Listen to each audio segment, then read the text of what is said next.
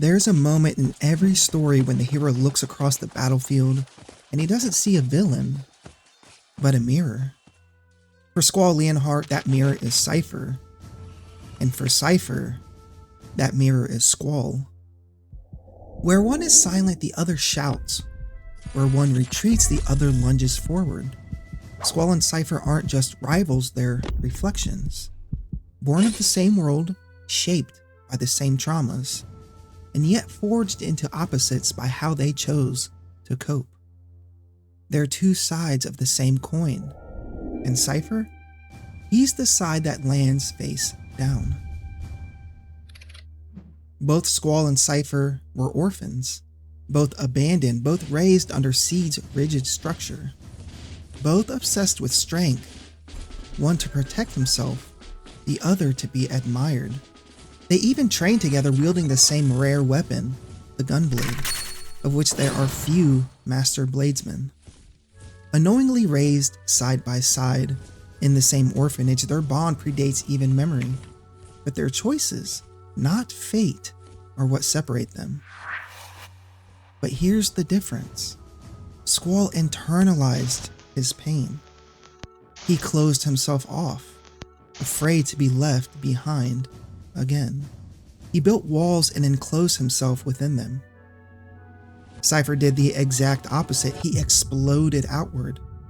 He romanticized the pain, turned it into theater and adrenaline, a performance, a story where he played the starring role.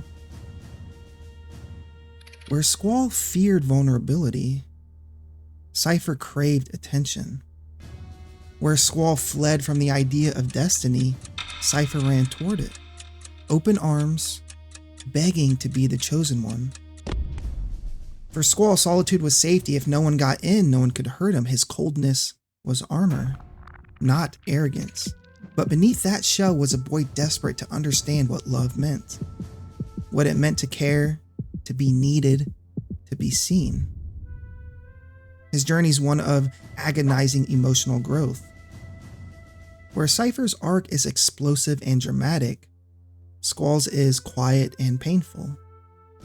His silence isn't emptiness, it's effort. A struggle to process emotions he never learned how to express.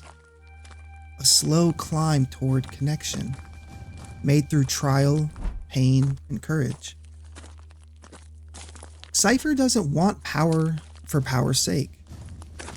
He wants meaning, myth, a script. He's in love with the image of the sorceress's knight, a selfless guardian in an epic tale of good and evil. But that story is just that. A story, a fantasy, a tale better off in a daydream.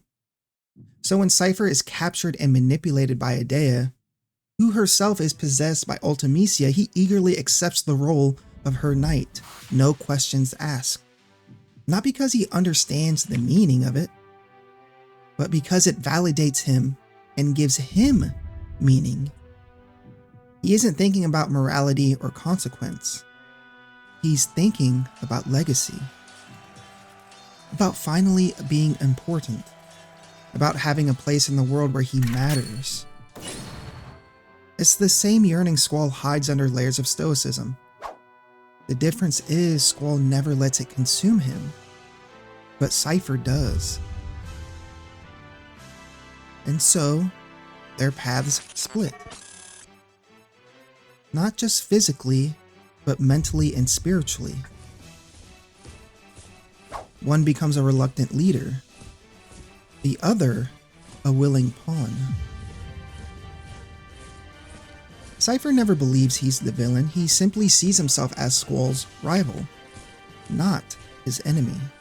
Not an obstacle course, but a counterpart. A deadly duet with world-ending stakes. He imagines their conflict as poetic. Two forces clashing in a grand war, destiny guiding their blades. But Squall doesn't see it that way. For him, war is survival. It's duty, pain, and reality. That's what makes their encounters so compelling. One is trapped in a dream, the other is trying to wake up. Squall doesn't romanticize battle. He carries the burden of leadership, of consequence. Every order, every loss, it weighs on him. He doesn't necessarily want to fight Seifer.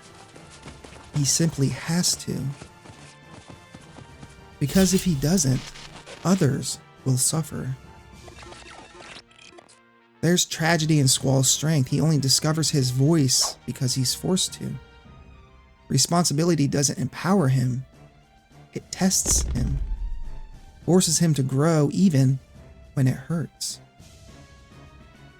And their final battles are more than just gameplay, they're philosophical. Squall is no longer running from connection. He's found meaning not in legacy or titles, but in people, in Renoa, in his friends, in a world worth protecting. His growth is quiet, hard-earned, and human.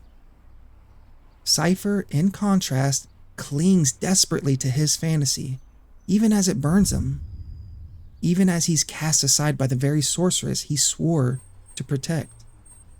He taunts, he laughs, but by the end, there's a flicker in his eyes that says he knows. He lost. Not just the fight, but the story he thought he was in. His chapter in the story is coming to an end. And then, he walks away. No dramatic sacrifice, no grand reckoning. Just Seifer, Raijin, and Fujin fishing on the pier, smiling, almost like nothing ever happened. Like a man who's finally woken up from a dream he no longer believes in. A man content to live life amongst the many.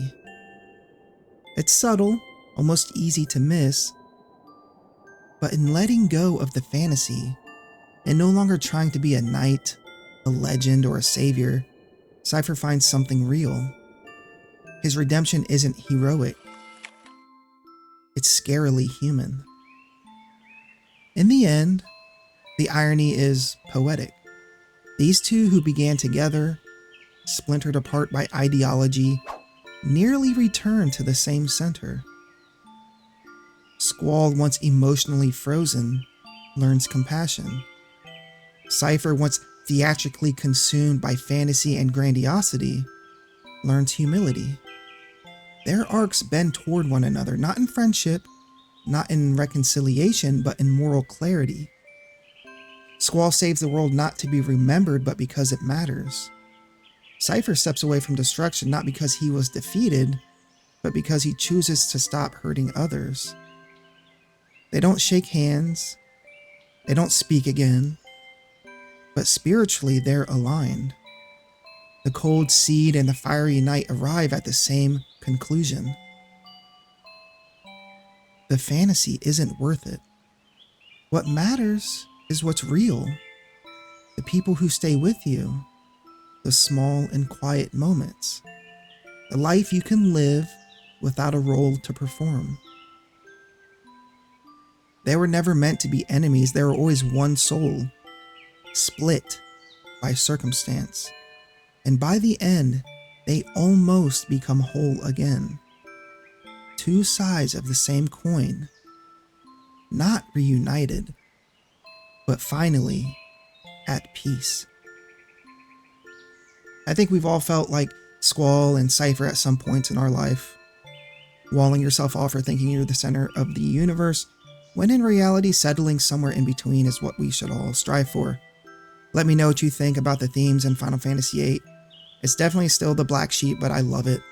And I know Squall's a sad boy meme, but I'd bet the bank he's one of the more real characters in any game, period. Yes, it's dramatized, but the emotions and the traumas are way too real. Leave your thoughts in the comments, and thanks again for watching. Have an amazing day, and God bless.